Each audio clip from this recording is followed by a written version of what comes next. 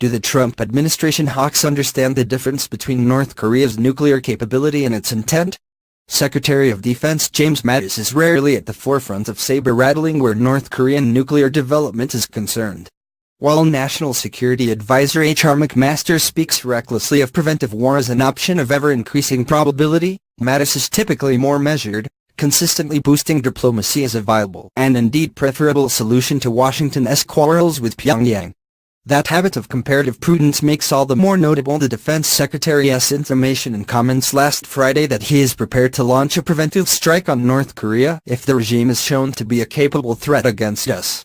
Pyongyang's nuclear armament has yet to reach that stage, Mattis said, but his suggestion was that capability could be the Trump administration's trigger to abandon deterrence and diplomacy in favor of military intervention.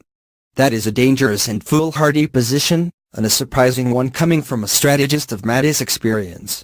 What matters, or rather, what should matter in Washington's policy toward North Korea is not only capability but also intent.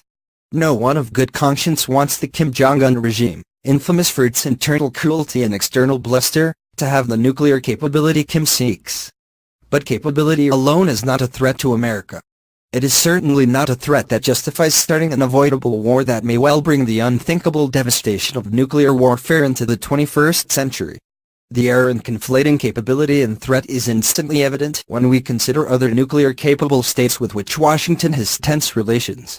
Russia and China, hardly close American allies, have substantial nuclear arsenals and far more reliable means of warhead delivery than North Korea possesses. Both nations have the capability Mattis describes, but because they show no evidence of intent to use it against the United States, Mattis would no doubt agree a preventive strike against either would be preposterous. The comparison is far from exact. There are real differences between North Korea and Russia or China, though it is worth noting both aid the rogue Kim regime.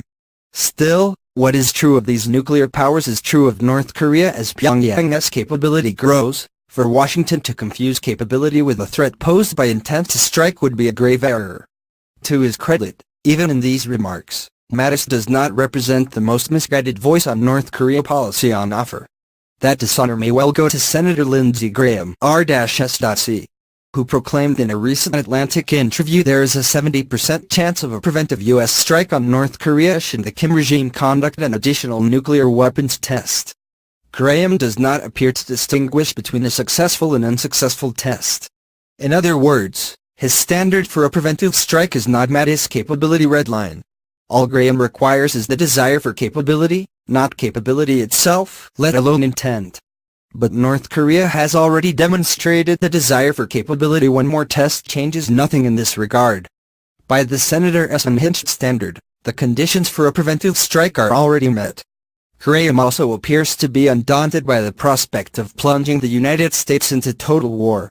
War with North Korea is an all-out war against the regime, he told The Atlantic. There is no surgical strike option. Their nuclear weapons program is too redundant. It is too hardened. And you gotta assume the worst, not the best. So if you ever use the military option, it is not to just neutralize their nuclear facilities, you gotta be willing to take their regime completely down.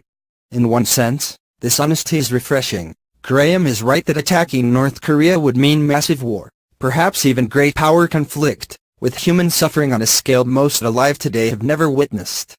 Cornered by forcible, U.S.-orchestrated regime change, the very outcome his nuclear ambitions are intended to prevent, Kim could kill and maim millions on the theory that he may as well take as many innocents down with him as he can.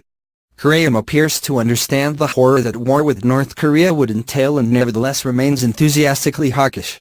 That alone should discredit him as a foreign policy advisor.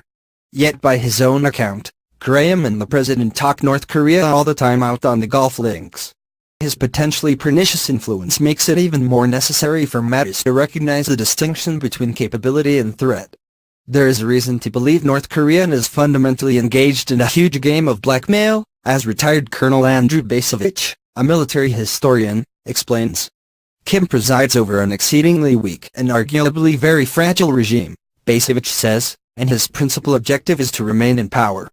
Kim is not on a suicide mission, as he would be if he intended to attack the United States. His mission is to stay in charge, an outcome he believes is best secured by the capability to make U.S. invasion inconceivable. To conflate nuclear capability and threat is to disastrously misunderstand the demented game Kim is playing. It is a miscalculation for which millions may pay with their lives.